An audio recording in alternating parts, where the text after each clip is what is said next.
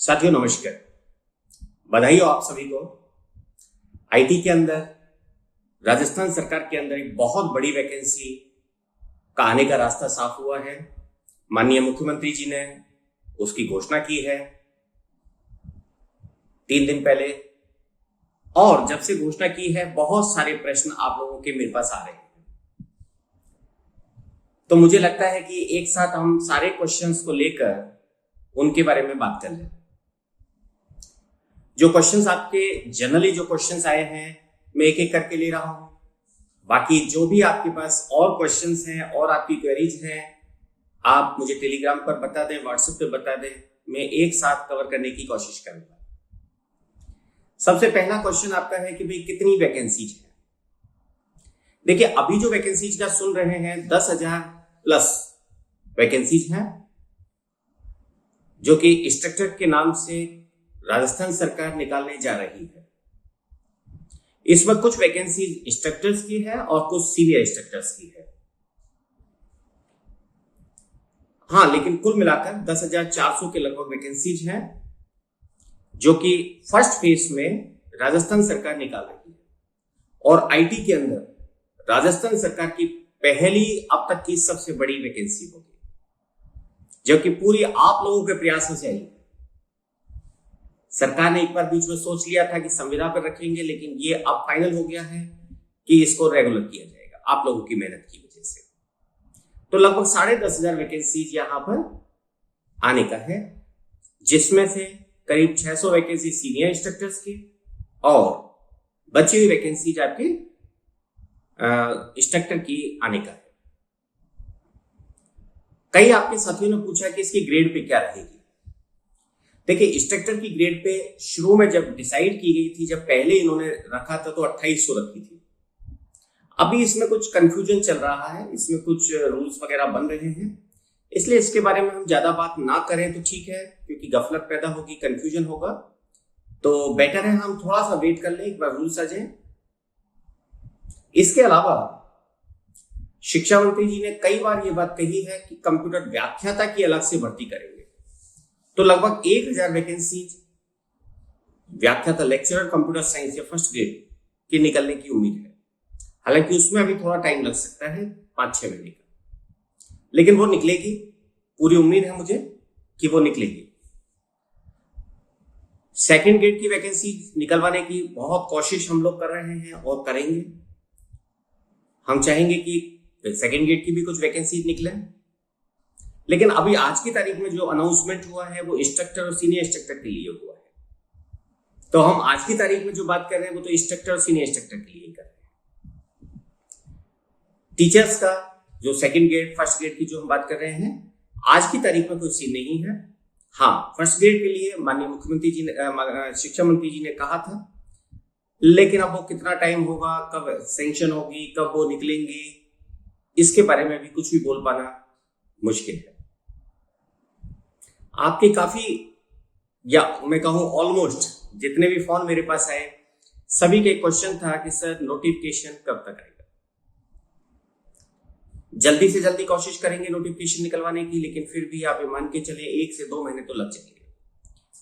क्योंकि देखिए केवल इंस्ट्रक्टर या सीनियर इंस्ट्रक्टर से काम नहीं चलेगा। बात यह है कि जब इंस्ट्रक्टर अगर आपको लगता है, सपोज आप इंस्ट्रक्टर लग गए, आपका प्रमोशन हुआ, आप सीनियर इंस्ट्रक्टर हो गए, अगले प्रमोशन पे आपको क्या बनना है, उसके बाद अगला प्रमोशन में क्या होगा, तो वो पूरा प्रमोशन चैनल बनता है कि आप प्रमोट होते होते कहां तक पहुंचेंगे।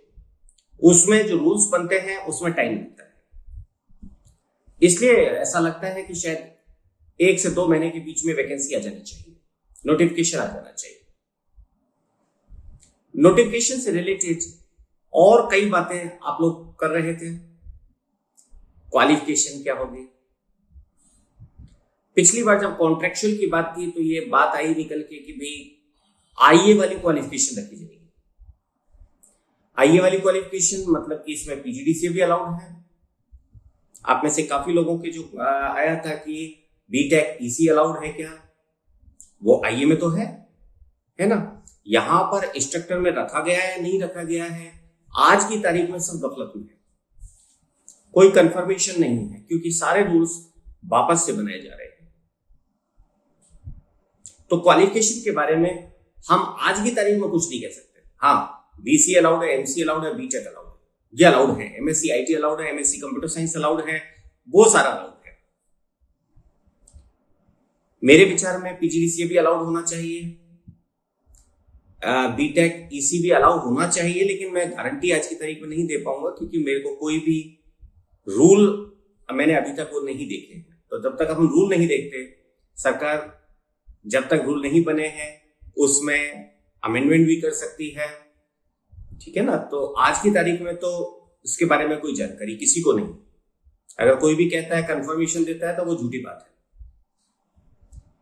अगली बात आती है सिलेबस। देखिए, सिलेबस के बारे में बहुत ज्यादा रूमर्स है। काफी लोग मुझे कहते हैं भी आईए वाला सिलेबस रहेगा। मान के चलिए, मैं गारंटी के साथ कह सकता हूं आईए का सिलेबस नहीं रहेगा।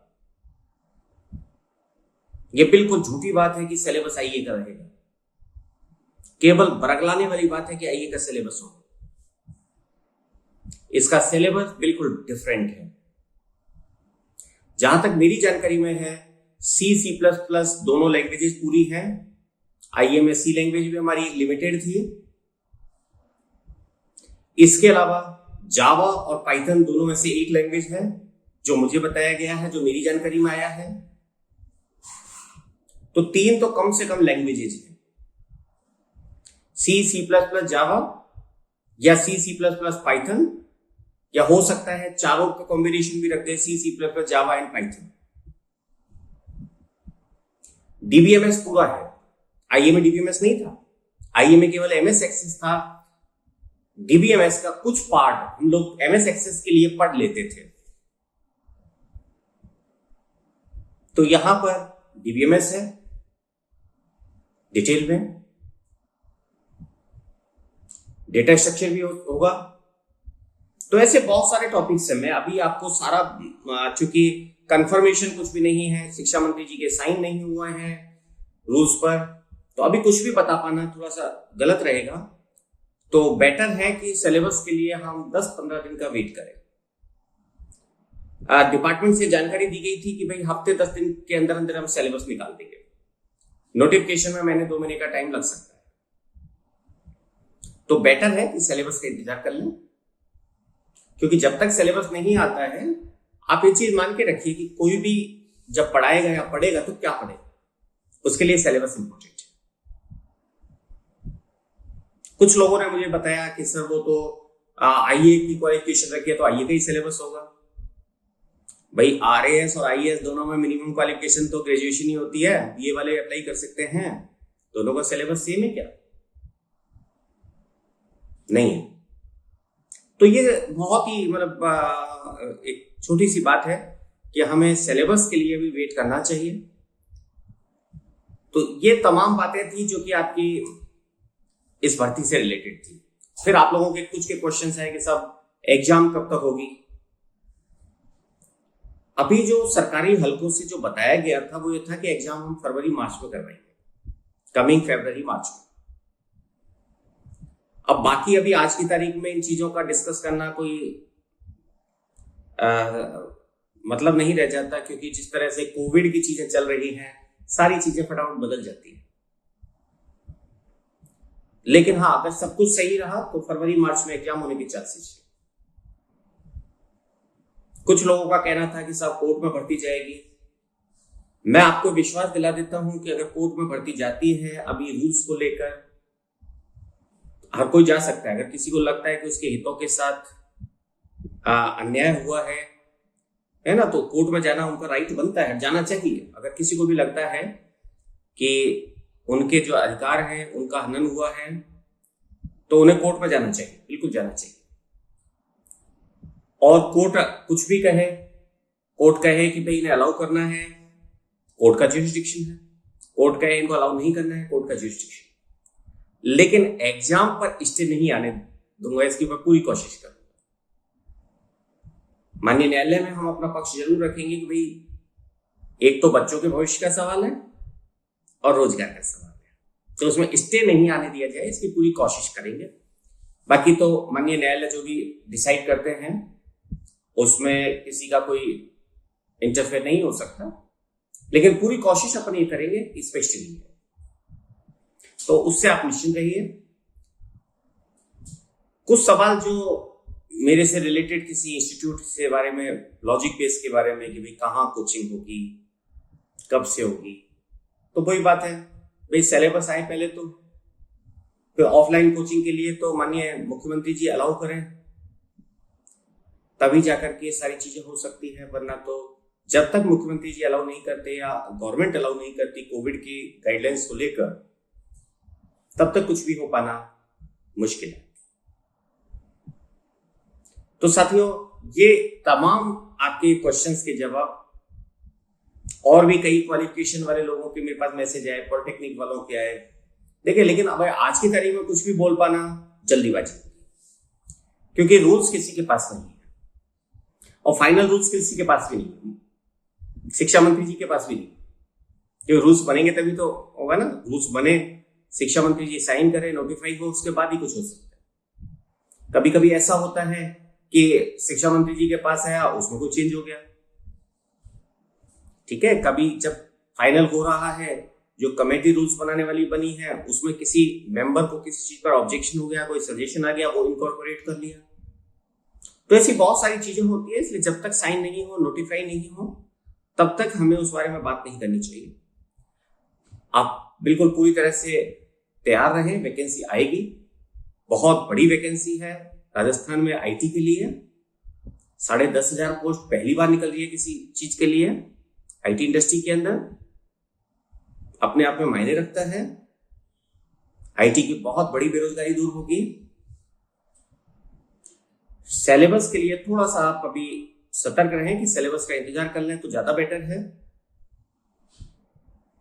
ये आपके तमाम क्वेश्चंस थे जो कि अभी तक मेरे पास आए थे, और लगातार मैसेजेस के थ्रू, फॉर्म्स के थ्रू आप लोग मुझे पूछ रहे थे, तो मुझे लगा कि मैं एक साथ आप लोगों को बता दूं। बाकी टाइम पर जो भी मुझे जानकारी होगी मैं आपके साथ शेयर करता रहूंगा। हाँ, लेकिन आप पढ़ना चालू कर दीजिए। अभी आपके साथी लोगों के फोन आते हैं जब सिलेबस नहीं है तो हम क्या पढ़ें भाई। कंप्यूटर साइंस की जो भी किताब आपके पास है, आपने बीसीए, एमसीए, बीटेक जो भी कुछ किया है, पीजीडीसीए जो भी कुछ किया है, जो भी किताब आपके पास है, सी होगी, बीबीएमएस होगी, जो भी किताब है, सी की जो भी है, बाला गोस्वामी है, कानेटकर है, या जो भी आपके पास है, उठाइए, पढ़ना चालू कर दीजिए। लेकिन ये मान के चलिए कि सिलेबस अच्छा खासा है, आईए वाला सिलेबस नहीं। तो साथियों, ये तमाम बातें जल्द ही और जो जानकारी मिलेगी वो आपके साथ शेयर करेंगे। थैंक यू, नमस्कार।